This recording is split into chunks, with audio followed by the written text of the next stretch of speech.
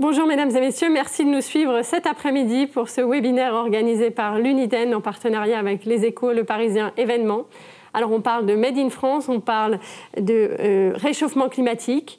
On a accueilli cet après-midi Madame Barbara Pompili, Madame Agnès Pannier-Runacher et une étude extrêmement instructive menée par le cabinet Deloitte qui nous a permis d'objectiver le lien entre désindustrialisation et augmentation de l'empreinte carbone, de notre empreinte carbone. Voilà.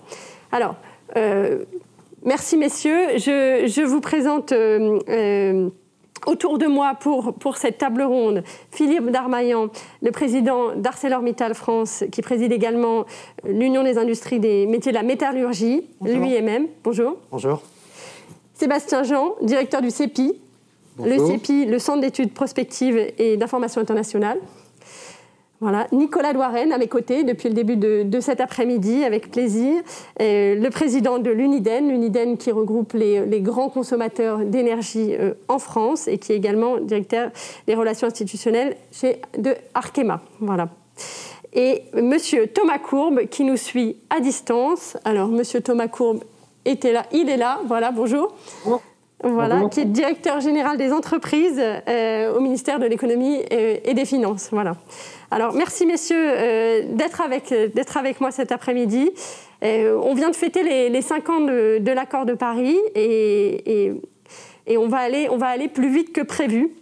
Les 27 pays de l'Union européenne ont donné leur feu vert à un objectif de réduction des émissions de CO2 encore plus ambitieux que ce qui avait été fixé. Les ministres l'ont mentionné tout à l'heure. On vise désormais une baisse de 55% des émissions d'ici 2030 contre 40% visés jusqu'ici. Alors l'industrie en France et la construction, c'est 18% des émissions de gaz à effet de serre en France. Ces émissions, elles ont beaucoup baissé ces dernières années, moins 33% entre 1990 et 2019, et ça au prix malheureusement d'une désindustrialisation importante. Alors, et au prix en quelque sorte d'une fuite de carbone, puisqu'on a substitué du carbone émis en France par du carbone importé. Et malheureusement, l'effort pour atteindre l'accord de Paris reste encore très très important. L'industrie devra encore réduire ses émissions de près d'un tiers d'ici la fin de la décennie. Donc toute la difficulté, et on va en parler avec vous messieurs, c'est de continuer à accélérer la réduction de notre empreinte carbone, tout en en stoppant la fermeture des usines et en allant plus loin, en réindustrialisant le pays. Voilà. Alors, messieurs, quand on voit ce constat, quand on voit ce paysage, et quand on voit que l'Europe veut aller encore plus vite que prévu dans la réduction de ses émissions, on s'interroge. On se demande si à vouloir être les plus écolos de la Terre, on ne se tirerait pas un petit peu une balle dans le pied. Alors, monsieur Philippe Darmaillan, est-ce que vous voulez être le premier à nous dire ce que vous en pensez ? D'abord dire que dans mon métier, dans l'acier, c'est pas un redéploiement industriel dont il s'agit, c'est une révolution industrielle, puisque par rapport à des procédés qui sont connus depuis le 19e siècle, sur lesquels des milliers d'ingénieurs ont travaillé, on veut changer les process. Et donc, au lieu d'utiliser du carbone, du coke pour faire notre acier et ce qu'on appelle réduire le minerai de fer, on va aller jusqu'à utiliser de l'hydrogène pour faire en produit allié de l'eau au lieu de faire du CO2. C'est une révolution. C'est-à-dire que nous estimons aujourd'hui que nos coûts d'exploitation vont être de 50% au-dessus de ce qu'on fait aujourd'hui. Ça demande en termes d'investissement, rien que pour la partie européenne du process d'acier, une 50aine de milliards. Si on rajoute les quantités d'hydrogène vert qu'il est nécessaire de faire, il faut monter ce montant de l'ordre de 200 milliards. Donc on est dans des montants qui sont extraordinaires, avec des risques industriels majeurs dans lesquels il faut réinventer le process de l'acier. Et malgré tout ça, nous sommes sur ce projet avec beaucoup d'enthousiasme. C'est tout à fait passionnant, mais c'est un challenge très important pour notre métier. Monsieur Douarenne, qu'est-ce que vous en pensez ? Moi, je mettrai en avant la question centrale de la temporalité. C'est-à-dire que Philippe vient de mettre en relief l'importance de l'enjeu en termes financiers, qui est énorme, colossal. Il y a un autre enjeu, une autre exigence, qui est celle de la temporalité. C'est-à-dire qu'il faut, dans nos industries, il faut voir que nous sommes sur des cycles d'investissement de 20-25 ans, typiquement. Ce qui veut dire que d'ici 2050 et d'ici la neutralité carbone, c'est un objectif politique sur lequel nous accordons tous, il y a à peu près 1,5 génération de capital au maximum. Ce qui veut dire que tout ce que nous n'aurons pas investi en 2030 dans des procédés bas carbone sera plus ou moins encore en service en 2050. Donc on voit bien également cette temporalité. Alors, est-ce que c'est une urgence industrielle associée à l'urgence climatique? Enfin, en tout cas, il y a cette temporalité très court terme. C'est-à-dire que 2050, on peut penser que c'est loin. En réalité, c'est vraiment demain matin pour nous, industriels, qui avons des cycles capitalistiques aussi longs. Alors, Thomas Courbe, je me tourne vers vous, hein, parce que donc j'entends que 2030, c'est maintenant. Est-ce qu'on est prêt? Est-ce qu'on est prêt pour connaître, hein, investir sur les bons procédés de production, faire les bons choix? Je crois que pour avancer sur nos objectifs de 2030, on doit s'appuyer sur deux types d'outils et avec un objectif. L'objectif, c'est de faire cette transition carbone, cette réduction des émissions, en préservant la compétitivité des entreprises. Je crois que l'un des grands mérites de l'étude de Deloitte, c'est de montrer que si les contraintes qui sont posées à l'industrie sont, pour atteindre les objectifs de réduction des émissions carbone, nuisent à leur compétitivité, on a des délocalisations et finalement une empreinte carbone qui augmente. Donc on doit vraiment avancer vers 2030 avec cet objectif de décarbonation et de maintien de la compétitivité et en s'appuyant sur deux grands leviers qui sont l'un, finalement, tout le dispositif d'incitation, et on pourra y revenir, on a à la fois au niveau européen et national tout un ensemble de dispositifs d'incitation sur cette trajectoire, et puis l'autre, c'est l'innovation, et j'y reviendrai également, on a dans le plan de relance en particulier un accent particulier mis sur les investissements d'innovation dans les technologies de la décarbonation de l'industrie sous ses différentes formes. D'accord, d'accord. Donc je comprends qu'il faut avancer les deux en parallèle, sans jamais oublier les contraintes de l'un et de l'autre. C'est essentiel pour arriver à un résultat probant. Sébastien Jean, j'aimerais bien vous entendre, Mathieu, pour comprendre un petit peu quel lien vous faites entre réindustrialisation d'un côté, baisse de l'empreinte carbone de l'autre, parce que c'est un lien qui a été fait dans l'étude qui nous a été présentée un peu plus tôt. Mais est-ce que c'est si évident? Écoutez, je pense que cette étude et ce débat sont très utiles à cet égard, parce que on partage tous cet objectif de lutte contre le changement climatique. Qu'est-ce que c'est que lutter contre le changement climatique? C'est lutter contre les émissions globales, les émissions de gaz à effet de serre au niveau mondial. Maintenant, historiquement, pour des raisons politiques, un peu techniques aussi, on a eu ces négociations qui ont posé des objectifs sur la base des émissions liées à un territoire. Donc, sur la base du lieu de production. Alors, au niveau mondial, au fond, il n'y a pas de mauvaise méthode. Du moment que tout est couvert, que ce soit sur la base du lieu de production ou du lieu de consommation, oui, les deux valent. Le problème, c'est que selon qu'on choisit une méthode ou une autre, on induit des effets indirects qui ne sont pas les mêmes. Et que autant le lieu de consommation, il est assez difficile à manipuler parce qu'on ne va pas aller tous et chacun acheter notre prochaine machine à laver de l'autre côté, sur un autre continent, juste parce qu'il y a moins de taxes carbone, autant le lieu de production, lui, il peut être modifié, être influencé par les systèmes, les politiques publiques que l'on met en place. Et donc, au fond, ça veut dire que si on ne fait pas attention à ces effets induits, on peut avoir des illusions d'optique, on peut avoir des effets pervers liés à la façon dont on approche les objectifs de réduction de gaz à effet de serre, parce que cette méthode dite de l'inventaire national sur lesquels sont basées les négociations internationales, c'est une méthode où on regarde seulement, effectivement, les émissions sur le territoire. Et donc, c'est complètement aveugle à tout phénomène, effectivement, de délocalisation qui n'a rien de vertueux en termes d'émissions de gaz à effet de serre au niveau mondial. Donc ça, je crois que c'est très utile de poser ce constat, de mettre le doigt sur l'illusion d'optique. Le problème. Le problème, voilà. C'est un premier intérêt. Un deuxième intérêt que je vois dans cette étude, c'est aussi de nous montrer, au fond, l'ampleur du défi. Alors, je ne parle même pas du défi qui vient d'être évoqué tout à l'heure, qui est vraiment le sujet de fond, mais juste un défi à moindre échelle, mais par rapport à la conception des politiques publiques. Comment est-ce qu'on fait pour corriger ça? Comment est-ce qu'on fait pour le faire de manière cohérente et pertinente? Il y a beaucoup de contraintes liées aux règles de l'Organisation mondiale du commerce, mais au fond liées aussi à la nécessité de s'assurer entre partenaires qu'on met sur la table les bases d'une concurrence équitable. Et ça demande non seulement d'avoir des règles qui sont correctement conçues au départ, mais après être capable de les mettre en œuvre.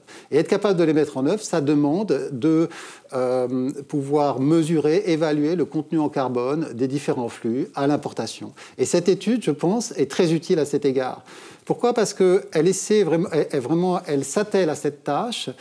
Qui plus est, ce sont des industriels qui le font, donc ils le font avec leur connaissance intime des métiers, des subtilités dans le processus technologique, dans les différents segments au sein d'un même secteur, et puis de la difficulté à accéder aux données des partenaires. Donc je crois que c'est très utile, ça nous montre que c'est possible quand on y met les moyens, quand on y met l'expertise, la connaissance spécifique des secteurs, ça nous montre les limites aussi, et donc là, ils se sont focalisés sur certains partenaires, certains créneaux. Oui. Et le défi, si on voulait, disons, si on veut avoir une politique publique plus globale qui couvre l'ensemble des secteurs, l'ensemble des partenaires, c'est de pouvoir étendre cela de façon cohérente et de façon, disons, acceptable par tous les partenaires. Parce que tout l'enjeu maintenant, c'est, une fois qu'on a fait ce constat, c'est de construire les politiques publiques idoines pour permettre de faire une transition énergétique ici et de pas générer un dumping environnemental, en fait. C'est ça la question. Si vous voulez, on peut faire un parallèle simple avec la concurrence fiscale. On a un système aujourd'hui qu'on peut comparer à l'impôt sur les bénéfices du lieu de production. Et donc ça, on sait bien que ça peut amener facilement à essayer de déplacer la production, éventuellement. Ça fait influer, disons, sur la localisation de la production, même d'une façon explicite ou implicite. Au fond, ce qu'il faut faire en termes de taxation de l'énergie, c'est passer vers un système qui soit plus proche de la TVA. Taxé en fonction du consommateur final. Du consommateur final, d'accord. Alors on sait aussi, l'analogie, elle montre bien aussi la complexité, parce que la TVA en lui-même, c'est un impôt qui est moins simple. Il y a différentes étapes, mais si on veut aller à la pleine cohérence de la démarche, au fond, on va essayer de se rapprocher le plus possible d'un système pour la TVA, parce que non seulement c'est lié au lieu de consommation, mais en plus, ça intègre de façon cohérente toutes les étapes de la production. C'est-à-dire que si aujourd'hui, je mets en place un système qui taxe très bien le carbone sur l'acier, mais que je ne le fais pas en même temps sur l'automobile, eh bien, du coup, j'ai des impacts qui sont des distorsions, disons, qui sont difficiles à prendre en compte. C'est d'ailleurs un phénomène qu'on connaît très bien en politique commerciale. Quand il y a des taxes anti-dumping, par exemple, sur un secteur, régulièrement, il y a après les secteurs de l'aval qui disent « oui, mais moi, j'ai un problème avec ça ». Et donc, la bonne solution à ça, quand on peut, c'est d'être vraiment cohérent entre les différentes filières, d'où l'analogie que je fais avec la TVA. Et la bonne solution, c'est quoi? C'est la taxe carbone aux frontières, Monsieur Darmanin et après, monsieur... La taxe carbone aux frontières est un des moyens, ça a été mentionné par les deux ministres, de rétablir la temporalité, c'est-à-dire pendant un certain temps où l'ensemble des pays ne sont pas sur ce type de politique bas carbone, de pouvoir protéger notre industrie le temps qu'elle investisse, le temps qu'elle se mette au niveau et qu'elle puisse être compétitive sur des procédés nouveaux. Donc, j'allais dire, c'est un mécanisme de transition. Le problème que nous avons, c'est que ce mécanisme de transition, il doit arriver très vite. Alors l'Europe a fait un progrès très important en très vite, c'est quand? C'est demain? C'est 2021, 2022? Écoutez, on en a besoin aujourd'hui, c'est ça que vous dites? J'aimerais que ce soit 2021, je crains que ce soit plus tard. C'est-à-dire la Commission doit revenir vers nous en juin prochain. La Commission a déjà posé des questions sur les modalités techniques que pourrait prendre cette taxe aux frontières, qui, on le sait, si c'est un impôt, est contraire aux règles du commerce international. Donc il y a tout un problème technique pour arriver à définir comment cette taxe aux frontières. Donc on a progressé beaucoup, puisque le principe est là, mais la conséquence n'est pas là. Je dirais qu'au-delà de ça, il y a toute la question, effectivement, ça a été mentionné, de quel est le concept que l'on veut. C'est-à-dire, autrement dit, est-ce que tout ce qu'on fait prend en compte le prix du carbone, oui, ou est-ce qu'il ne le prend pas? on est quand même dans une situation complètement dingue aujourd'hui où finalement on est poussé à économiser le carbone et il n'y a aucune valorisation pour ça, pratiquement. Et donc cette logique n'existe pas. Et donc nous aussi, nous pensons qu'un jour ou l'autre, il faut qu'effectivement nos économistes reviennent vers nous en imaginant comment va se faire la redistribution globale de toutes ces richesses de façon à la fois à favoriser les industries qui se lancent dans la réduction carbone, de traiter le problème du pouvoir d'achat, parce que si vous augmentez tous les prix, il va y avoir un problème de pouvoir d'achat, on l'a vu avec les gilets jaunes, et puis de travailler sur la compétitivité de nos entreprises de façon à ce que l'offre française puisse effectivement être là. Donc cet ensemble montre l'incertitude dans laquelle nous menons ces projets de redéploiement industriel et dans lequel le partenariat État-entreprise est tout à fait fondamental. Et donc nous appelons à ce que l'État se réforme, à ce que l'État ait un vrai pilote de projet sur l'ensemble de cette politique de neutralité carbone, plutôt que d'avoir Thomas à Bercy, l'équivalent ministère de l'Environnement. Tout ça s'entend le mieux possible, mais ce n'est pas un pilotage unique. Vous voulez un pilote dans l'avion, en fait. Et nous voulons un pilote dans l'avion qui puisse effectivement aborder tous les points que nous avons abordés là, les aspects techniques que j'ai apportés, la temporalité, la question des politiques publiques. Tout ça est un tout. Et tant qu'on a des voies de traverse qui vont se mettre en travers de tout ça, nous n'arriverons pas à gérer cela comme ce que nous faisons dans l'industrie, c'est-à-dire gérer un projet. Alors, Monsieur Thomas Courbe, je crois que vous avez été clairement interpellé, donc je n'ai pas besoin de vous relancer. Tout à fait. Et ça ne vous surprendra pas que je réponde que je pense que le sujet, c'est moins un sujet de pilotage qu'un sujet des politiques publiques qu'on met en œuvre à la fois au niveau européen et national. Et je pense qu'on a trois grands types de politiques publiques qu'on doit mettre en œuvre le plus rapidement possible. Ça vient d'être évoqué, le mécanisme carbone aux frontières. Philippe l'a dit, mais il faut insister sur le fait qu'il y a 2 ans encore, la France était extrêmement isolée sur cette idée. On était très seuls à le plaider et maintenant c'est dans le programme de la Commission, on aura une proposition l'an prochain. On voit qu'il y a des débats encore intenses à avoir quand on voit par exemple que l'Allemagne propose plutôt une taxe à la consommation qui ne va pas vraiment répondre à l'enjeu de fuite carbone. Donc il y a du travail mais c'est absolument structurant et on souhaite avoir ce mécanisme le plus rapidement possible. En attendant, il y a un deuxième type d'outil qui doit être utilisé qui est tout ce qui va être l'information du consommateur et dans certains cas une certaine régulation du marché. On a actuellement un sujet qui est tout à fait d'actualité avec le règlement sur les batteries de véhicules électriques. Donc vous savez qu'on a en Europe une stratégie industrielle très forte sur les batteries de véhicules électriques et on négocie actuellement avec les autres États membres et la Commission un règlement sur les batteries qui doit obliger les producteurs de batteries à déclarer le contenu carbone de leurs batteries. C'est une proposition de la Commission évidemment qui nous convient, mais on souhaite aller plus loin.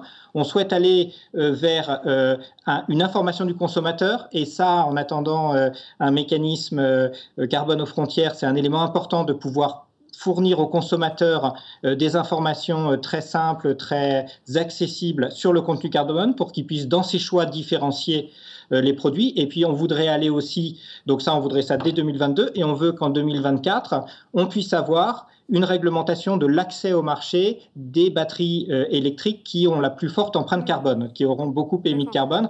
Et ça, cet exemple très concret qui montre que l'Europe est prête à avancer sur ce sujet, on veut le développer dans tout un ensemble d'autres domaines.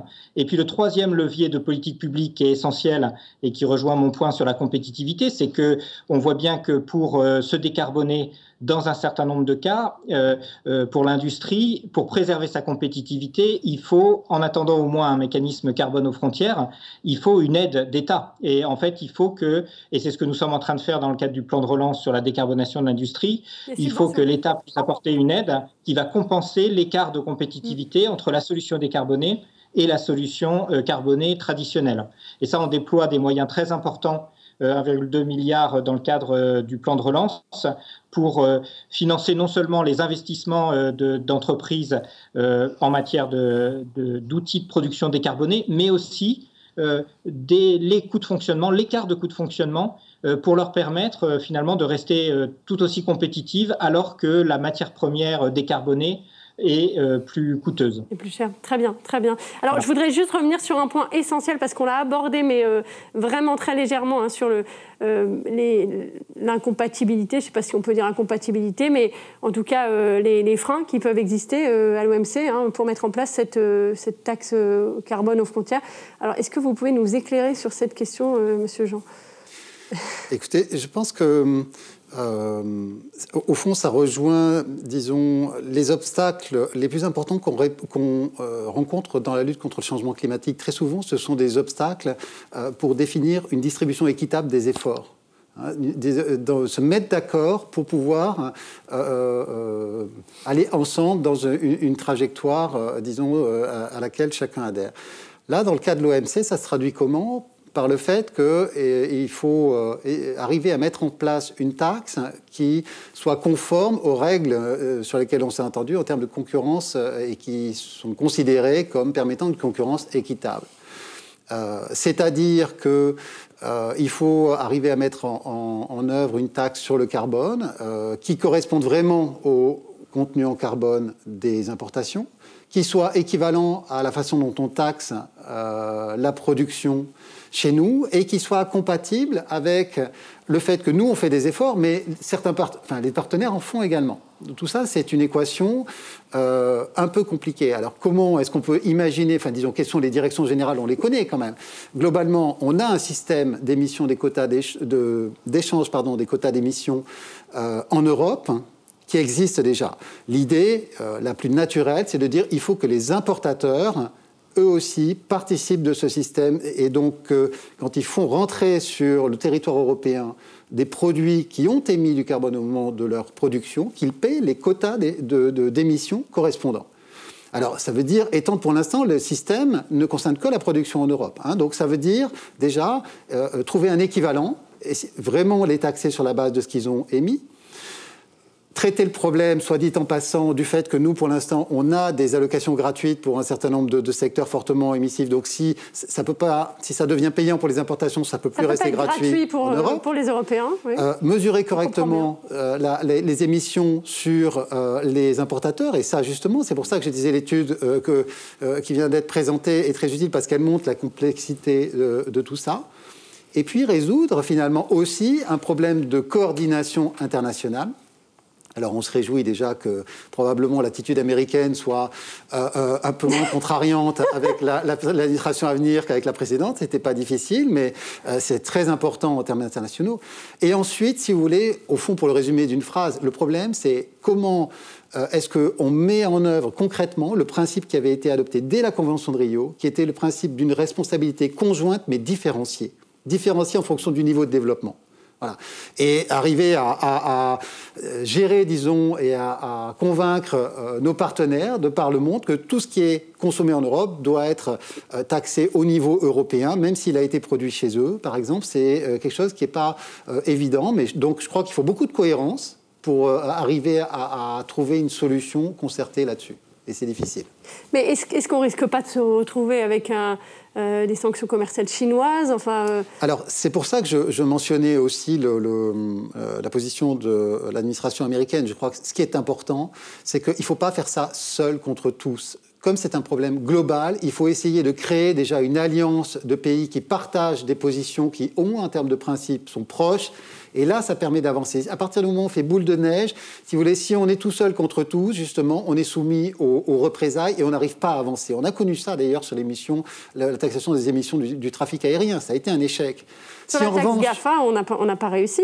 On verra on est un peu dans une phase un peu critique de ce dossier-là et effectivement, ça va être difficile. Mais si on arrive à constituer une masse critique, là, pour le coup, c'est ceux qui sont en dehors qui vont être en position de faiblesse. Et on peut espérer que, justement, cette boule fasse boule de neige, cette alliance fasse boule de neige.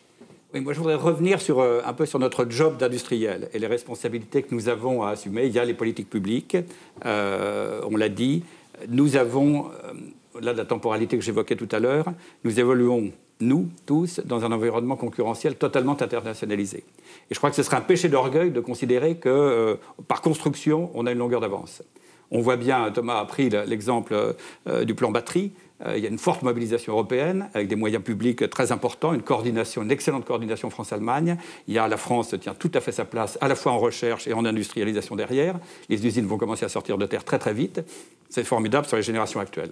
Mais l'enjeu, c'est à la fois d'adresser des besoins actuels, ce qu'on appelle la génération 3, par exemple, de batteries, mais déjà d'être en mesure d'industrialiser dans 2, 3 ou 4 ans les générations 4, 5 ou 6. C'est-à-dire, on peut passer par exemple de l'électrolyte liquide actuel, lithium-ion, à des électrolytes solides. Bon, c'est un enjeu majeur. Voilà. On a l'outil de recherche en France. On a incontestablement des plus beaux outils de recherche et l'outil d'accompagnement de la recherche qui va avec. Hein, c'est incontestable. Il faut transformer l'essai par l'industrialisation, mais surtout en n'étant pas franco-centré et considérer que les autres n'ont pas de raison fondamentale d'aller moins vite que nous. En particulier quand on voit la masse, la puissance de frappe de la Chine, pour n'évoquer qu'elle, qui aujourd'hui, entre la Chine et la Corée, concentrent 90% de la production de batteries au monde. Ils ont un potentiel de recherche considérable, etc.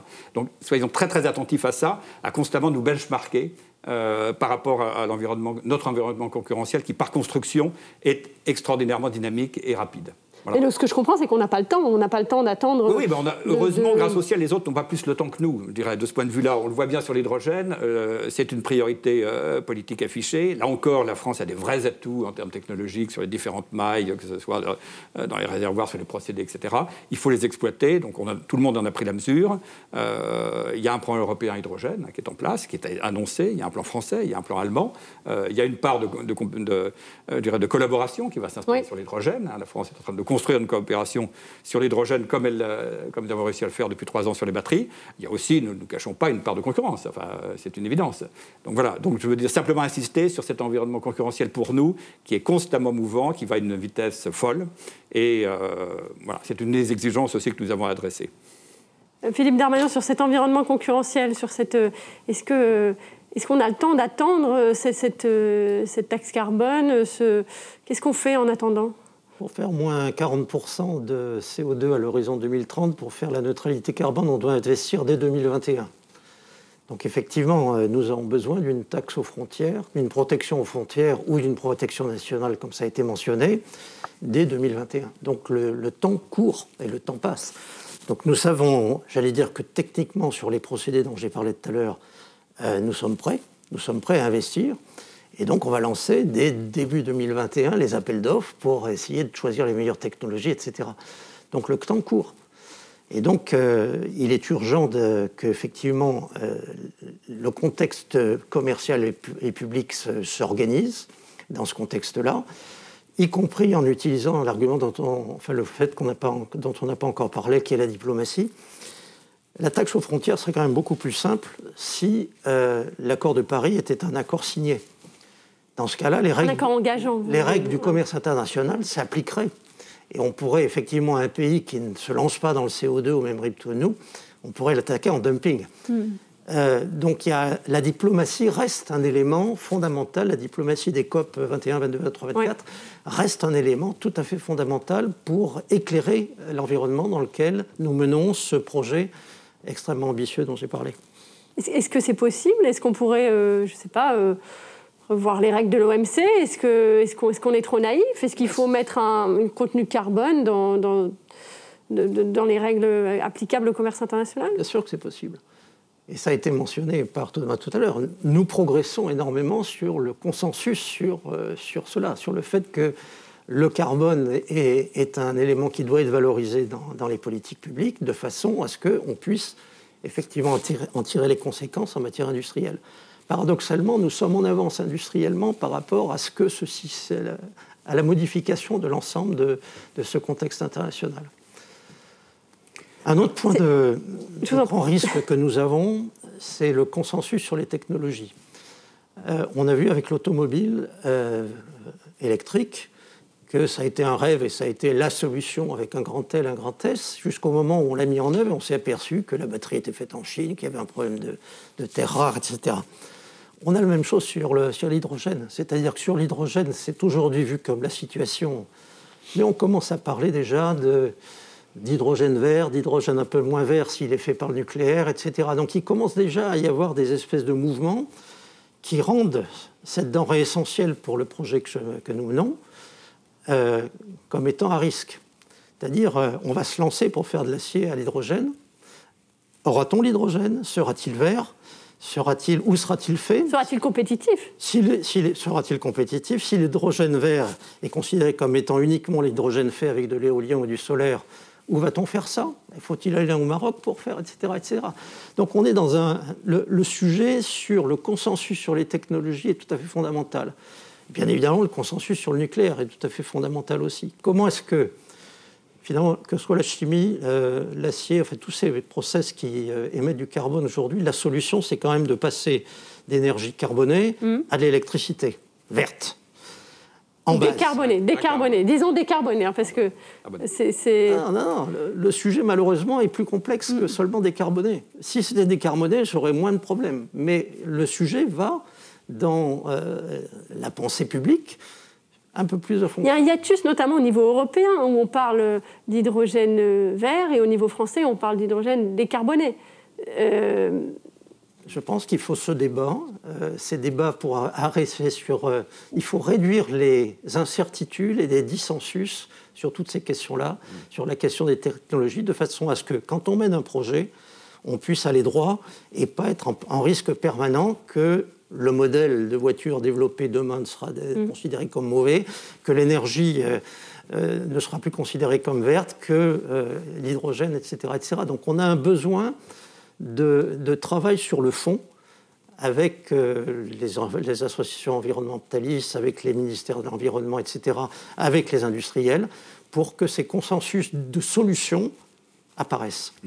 Je vais revenir sur un sujet finalement dans le triptyque qu'on a assez peu abordé, qui est quand même, nous, notre préoccupation quotidienne à l'UNIDEN, c'est la question de l'énergie et de la disponibilité des besoins d'énergie. Je crois qu'on n'y a pas insisté suffisamment, mais je pense qu'on n'a pas encore la mesure exacte des besoins en énergie, notamment des besoins en électricité. Philippe, vous l'avez évoqué, les besoins considérables.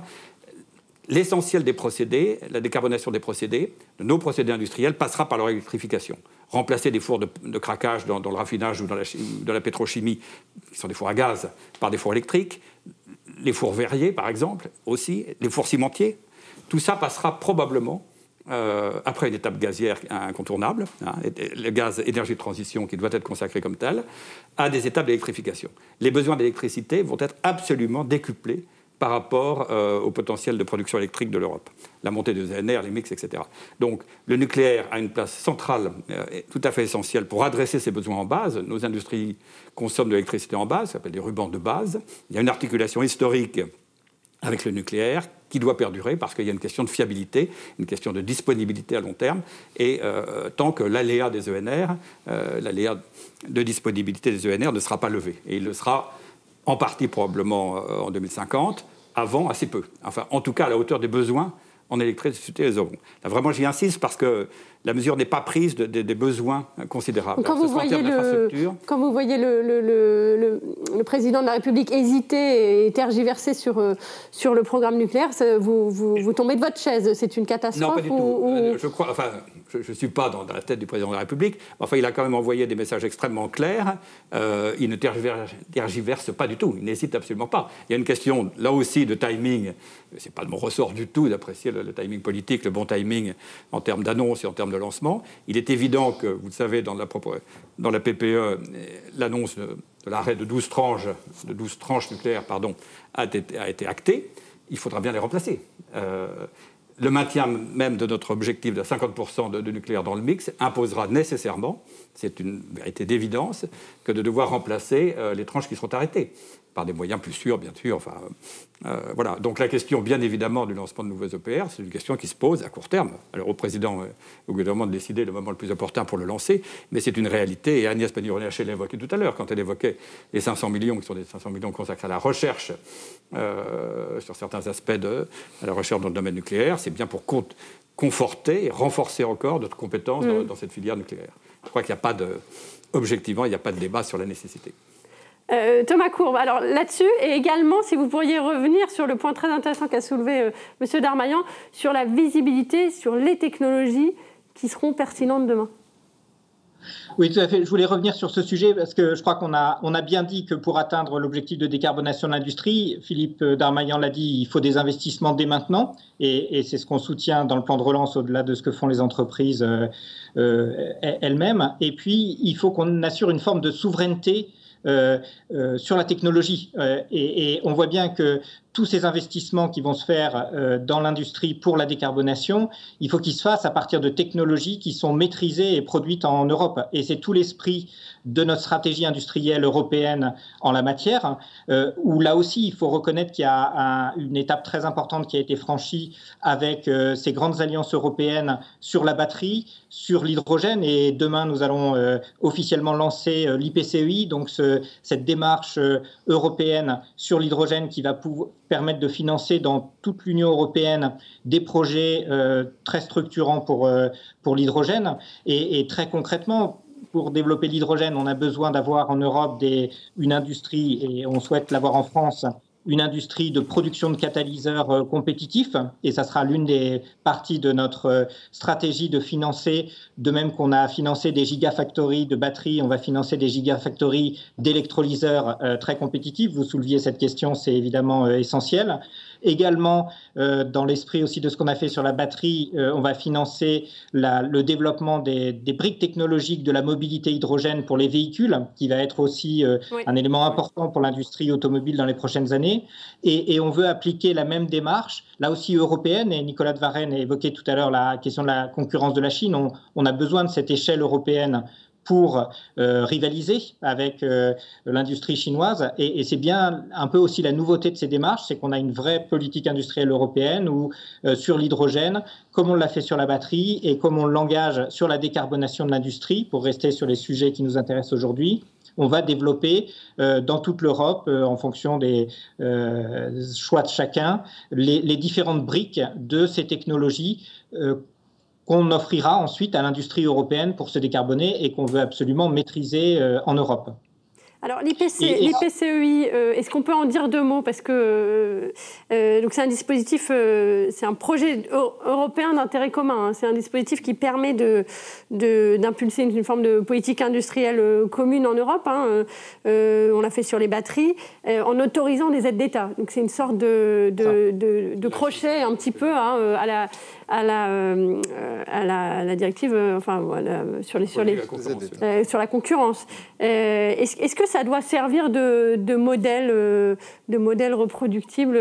J'aimerais bien juste entendre Sébastien Jean sur cette question. Est-ce que ça peut servir de modèle Je pense que c'est un outil important. Ce qui définit, il me semble, le problème devant lequel on se trouve aujourd'hui, c'est que l'adaptation, la lutte contre le changement climatique, la transition énergétique, ça correspond à une période de rupture. Et il ne faut pas non plus, méconnaître nos mérites. En Europe, industriellement, on est très bon. Mais s'il y a un point de faiblesse, c'est plutôt dans notre capacité à être leader sur l'innovation de rupture.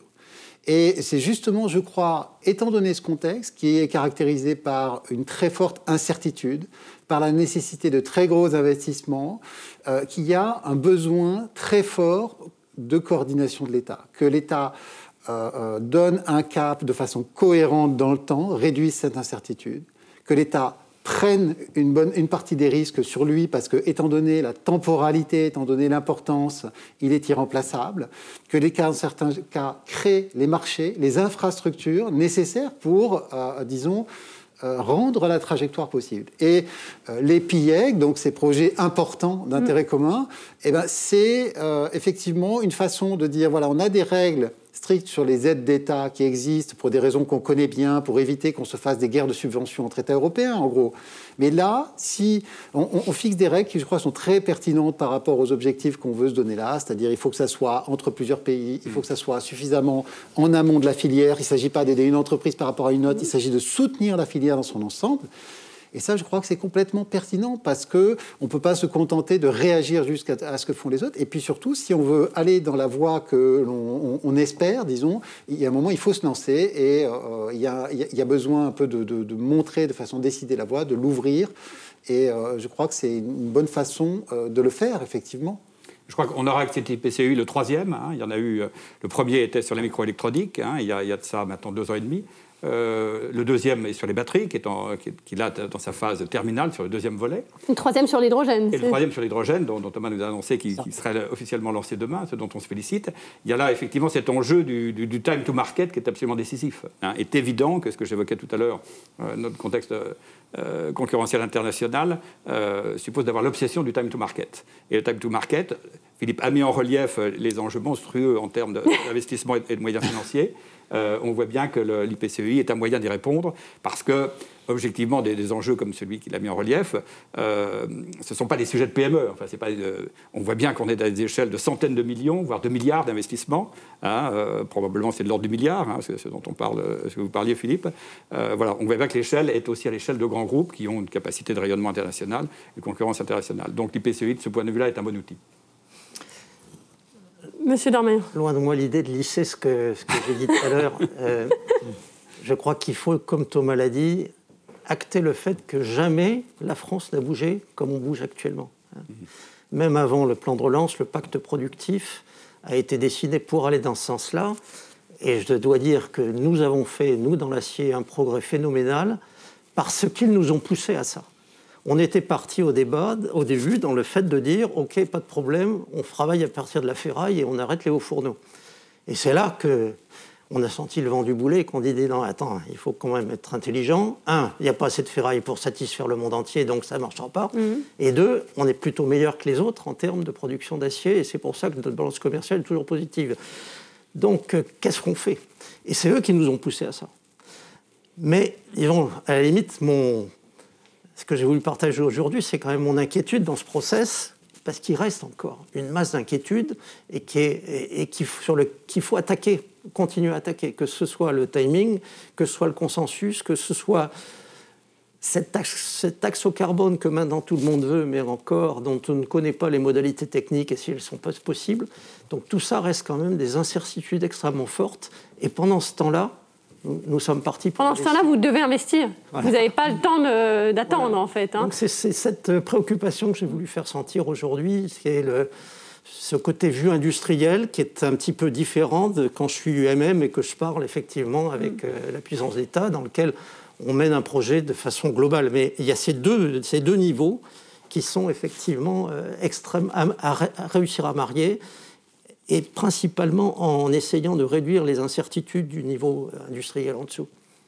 Je comprends que, comme levier, la taxe aux frontières, c'est encore assez incertain, mais on a cette IPCEI. On a aussi, dans les cartons, la réforme des mécanismes d'aide d'État. Thomas Courbe, est-ce que vous pouvez nous en dire un mot ? Est-ce que, dans quel sens ça doit aller ? Et est-ce que ça peut aider à résoudre cette problématique que soulève M. Darmanin ?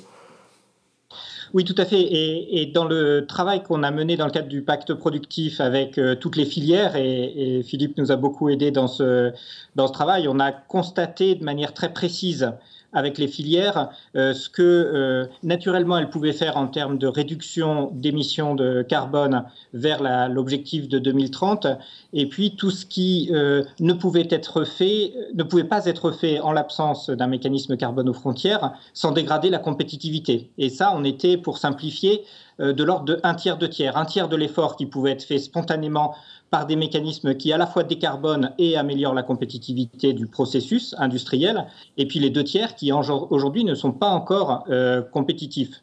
Et donc, on voit bien que cette partie, il faut l'assumer par des aides d'État.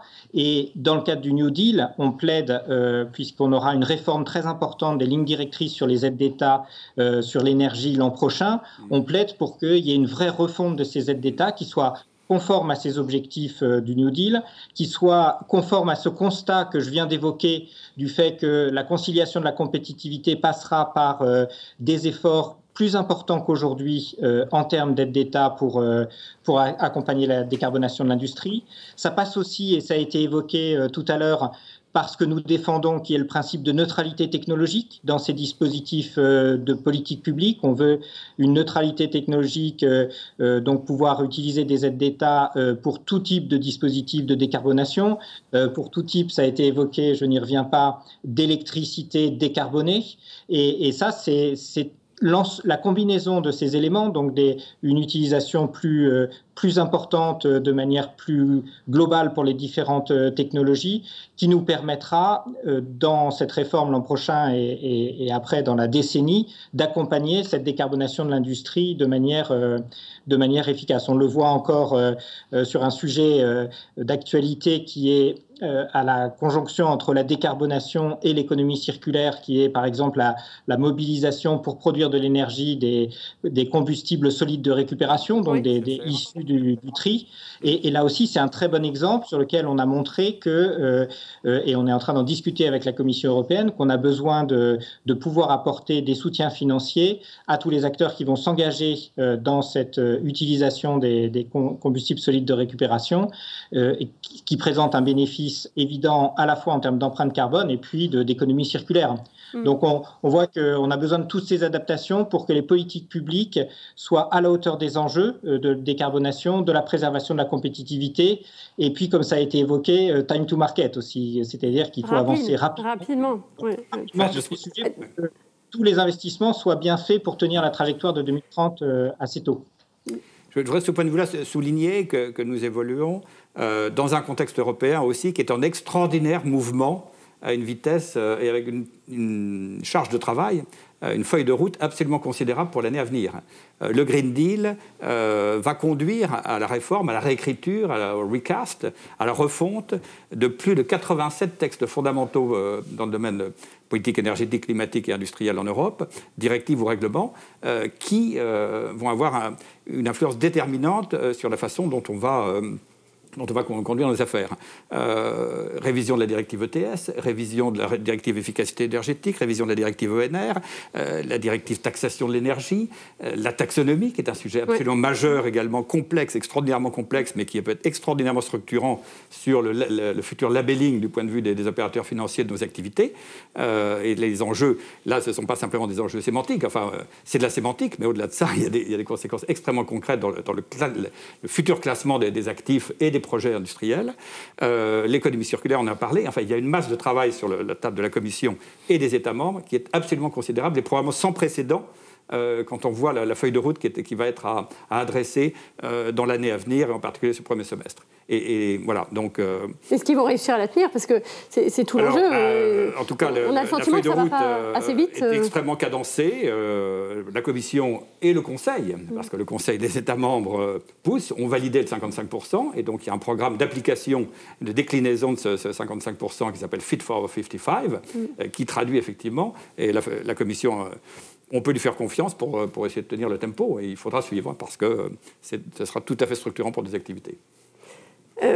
Sébastien Jean, est-ce que... donc je comprends qu'on a besoin d'un soutien public massif pour faire cette transition qui est extrêmement importante, mais qui est aussi encore très incertaine, et on a besoin de certitude pour la faire. Mais est-ce qu'on a un consensus européen sur cette nécessité de soutenir via le soutien public, et qu'est-ce qu'il faut faire pour y parvenir? Alors, on a dit déjà dans ce débat que c'est une discussion difficile et que là-dessus, les positions de la France, il y a quelques années encore, étaient assez isolées. Et la raison, elle est notamment dans ce que je disais tout à l'heure, c'est-à-dire que l'Europe s'est aussi construite historiquement d'une part, dans la volonté de dissoudre un peu le nationalisme économique, les Konzern allemands, ça c'était une des motivations de Jean Monnet au moment de la construction européenne typiquement, et donc on a finalement donné beaucoup d'importance à la politique de concurrence à l'américaine, copiée sur les pratiques américaines, et c'est ça qui progressivement est devenu assez dominant et est devenu un peu l'alpha et l'oméga des politiques européennes. Et c'est pour ça que je soulignais que je crois que la spécificité de la circonstance présente, c'est qu'on est vraiment face à une rupture. Et là, il faut se demander si le logiciel est adapté à cette période de rupture. Et je crois que la discussion qu'on a, elle procède justement de l'analyse que sur certains points, il faut sortir du cadre habituel, parce qu'il y a ce rôle indispensable de l'État. Outre ce que j'ai mentionné tout à l'heure, je vais ajouter qu'il y a un besoin fondamental de coordonner les attentes. C'est-à-dire que ce genre de changement ne peut advenir que si on arrive à persuader tous les acteurs que oui, c'est bien dans cette démarche-là, dans cette optique, et d'ailleurs c'est la discussion que vous venez vraiment d'avoir. Est-ce qu'on va tenir le rythme? Est-ce que vraiment c'est sérieux ces objectifs? Mais c'est comme, je veux dire, l'évolution de la loi de Moore dans l'informatique, ce doublement de la puissance. Pourquoi ça arrive ? Parce que, en fait, c'est des attentes coordonnées entre les acteurs. Il faut créer ces attentes, il faut les ancrer, il faut leur donner une visibilité. Et là, hein, vous disiez tout à l'heure, monsieur, est-ce que, enfin, nous, on est prêt à investir. Montrez-nous que vraiment que ça vaut le coup, qu'on peut y aller. Donc voilà, je crois que c'est la demande légitime des industriels. Montrez-nous que la trajectoire est sérieuse, qu'elle est crédible, pour qu'on puisse nous prendre les risques aujourd'hui, avec vous si possible, dans cette aventure, parce qu'il y a des risques énormes à prendre, c'est inévitable. C'est un autre aspect qu'on a peu abordé, c'est l'importance des chaînes de valeur. Alors le terme est peut-être un peu techno, mais enfin une chaîne de valeur, c'est grosso modo une filière qui, partant de l'acier, conduit à l'automobile par exemple, ou au bâtiment, de l'aluminium qui conduit à l'aéronautique, à l'automobile exactement. Il est évident qu'il doit y avoir, dans nos actions à tous, il faut avoir ce souci de préserver l'existence de ces filières. Les ruptures de filières peuvent être extrêmement déstructurantes pour un tissu industriel. Il y a donc cet impératif de penser en termes de filières. Je crois que l'approche du CNI, c'est bien sûr sa raison d'être, hein, et de tout le dialogue qu'on a avec les pouvoirs publics dans ce cadre de ces chaînes de valeur. Et parce que ces chaînes de valeur, elles embarquent des grands groupes, mais elles doivent aussi embarquer énormément de PME. Les gisements de recherche, et nous, dans la chimie et les matériaux avancés où nous sommes, on le voit bien, le gisement de recherche d'innovation et d'innovation de rupture, il est aussi dans des PME qui ont des approches différenciées, des points de vue différents, et qui, de ce point de vue-là, sont absolument essentiels à la performance industrielle générale de la France. Donc, embarquer les PME, embarquer les start-up ou les PME, enfin, disons, à la fois non seulement en recherche, mais en industrialisation derrière, industrialisation des procédés. Et donc, c'est aussi là un autre aspect de la cohérence nécessaire de ces chaînes de valeur. L'enjeu, il est montré par la façon dont la Convention citoyenne a travaillé. Elle n'a pas travaillé sur les 18% d'émissions de l'industrie. Oui. Elle a travaillé sur se nourrir, bouger, se loger, donc sur les usages. Et donc il est clair qu'une des motivations que nous avons, nous, l'industrie, dans ce contexte-là, c'est d'apporter les solutions qui permettent de se nourrir, se loger, etc., dans des conditions qui correspondent à ce que veulent, grosso modo, l'évolution des Français.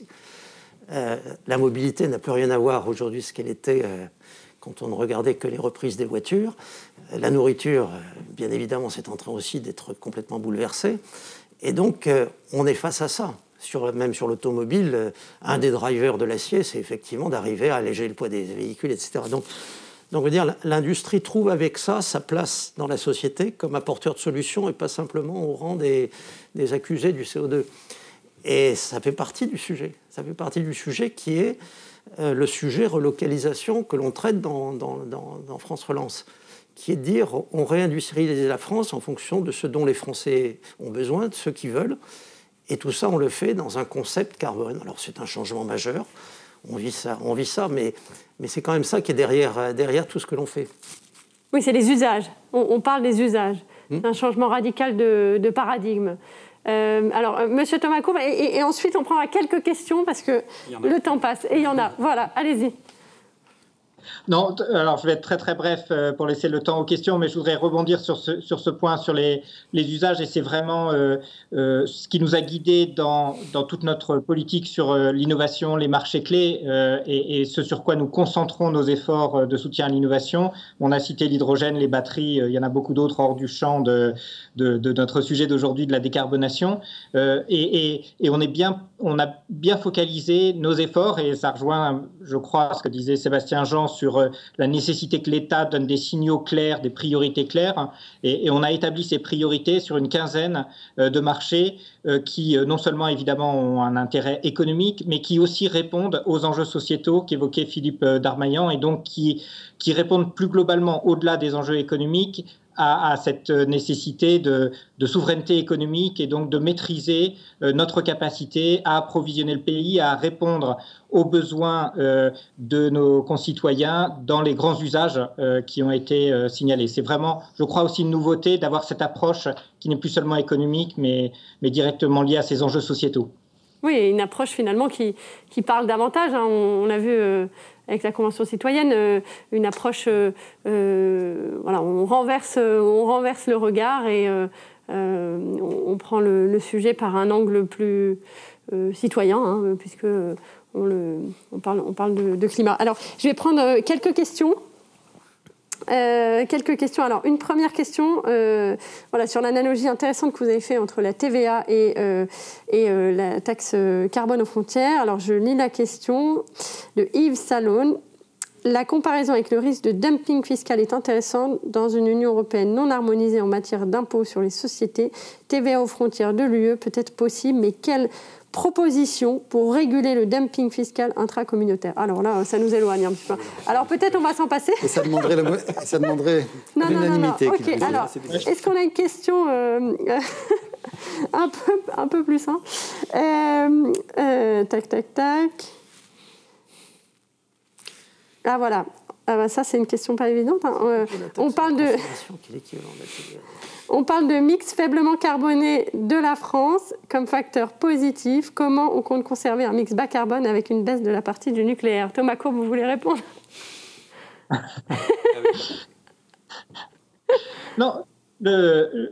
L'objectif de la trajectoire énergétique, c'est bien de garder une énergie très fortement décarbonée. Et donc, il n'y a pas de. Je pense que cet objectif, il est très clair. L'enjeu, c'est plutôt celui qui a été évoqué tout à l'heure, que la part d'électricité qui restera nucléaire puisse être reconnue comme une électricité décarbonée et donc être utilisée typiquement pour la production d'hydrogène décarboné ou pour d'autres applications de décarbonation de l'industrie. Je pense que l'enjeu est plutôt là et ça renvoie à la taxonomie, aux négociations européennes que nous avons sur ces sujets, plutôt que la question d'une énergie qui restera, enfin d'une électricité en tout cas, qui restera très très massivement décarbonée. Oui, je crois qu'il n'y a pas de sujet. Il y a un petit rebond, mais il y a un débat au niveau européen. Enfin, est-ce que vous sentez une inflexion de ce point de vue-là? On a vu que sur la taxonomie, la question du nucléaire a été reportée à 2021, si je n'ai pas de mémoire, dans un groupe de travail spécifique.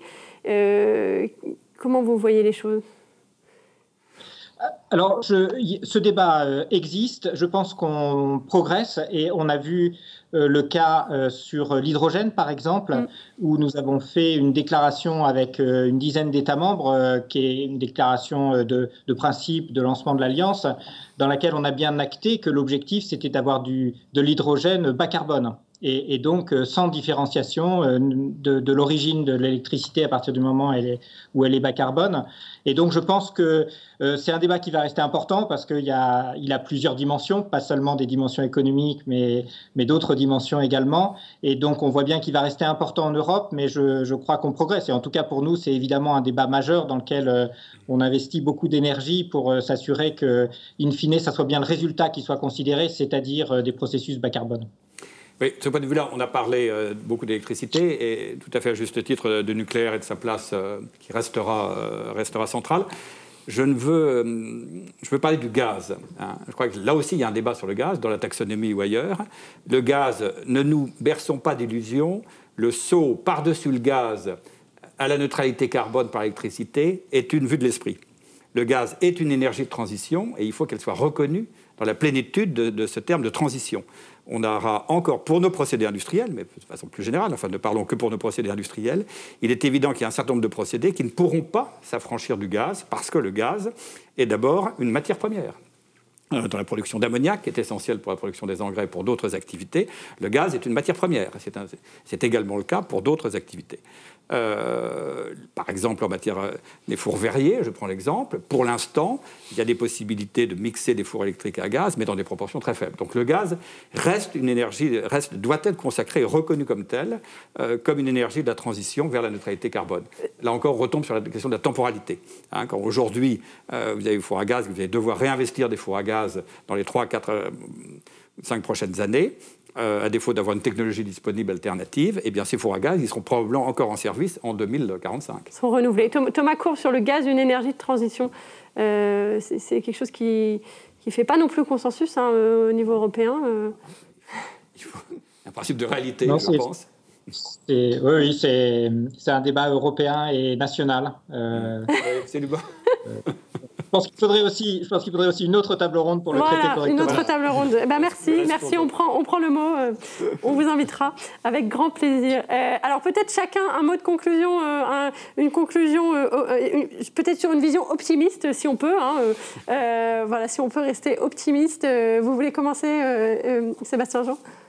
Écoutez, je crois que ce qui peut teinter d'optimisme la conclusion, c'est, il me semble, le constat que l'on fait, que l'on partage la notion qu'il y a vraiment un défi à relever et qu'il y a un souhait de le relever de façon coordonnée, pour partager les efforts, pour coordonner les attentes et pour essayer de définir une stratégie commune, en dépit de toutes les difficultés de cette transition, mais parce qu'elle est absolument nécessaire et indispensable. D'accord.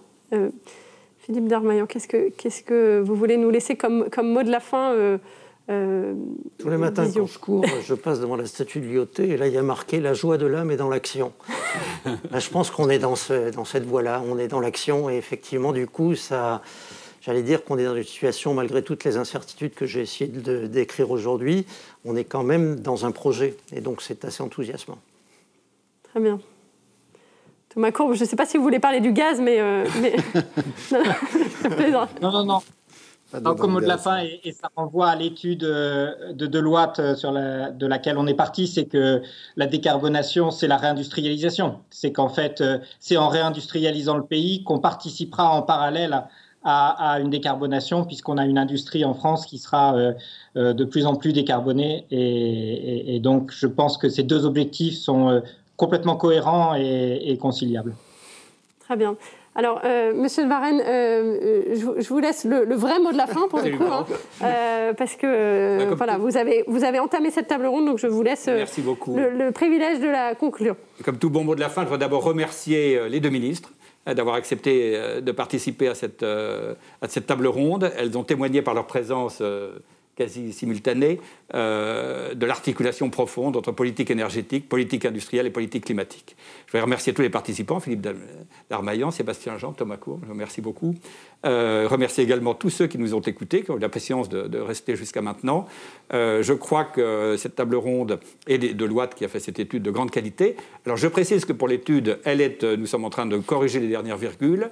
Elle sera disponible tout début janvier. En ligne, sur le site des Échos également. Et nous avons l'intention de faire des restitutions filière par filière parce qu'elle mérite un approfondissement. Elle fait quasiment 300 pages. De faire un approfondissement filière par filière et pouvoir en débattre avec chacune des filières. Et je remercie à nouveau toutes les fédérations qui nous ont accompagnés par un travail considérable. Et je terminerai sur ce qui est notre maître mot. J'espère que nous avons réussi à vous convaincre que produire en France, c'est bon pour le climat. Merci à tous. Bon, écoutez, il n'y a plus qu'à. Merci infiniment de nous avoir suivis. Merci à tous. Donc, comme je l'ai dit, comme je l'ai glissé, cette étude sera disponible sur le site Les Échos, Le Parisien Événement, si vous souhaitez la consulter plus en détail. Et sinon, on attendra les prochains mois pour avoir une vision plus précise. Voilà. Merci à tous. Merci. Bonsoir. Merci. Merci. Au revoir.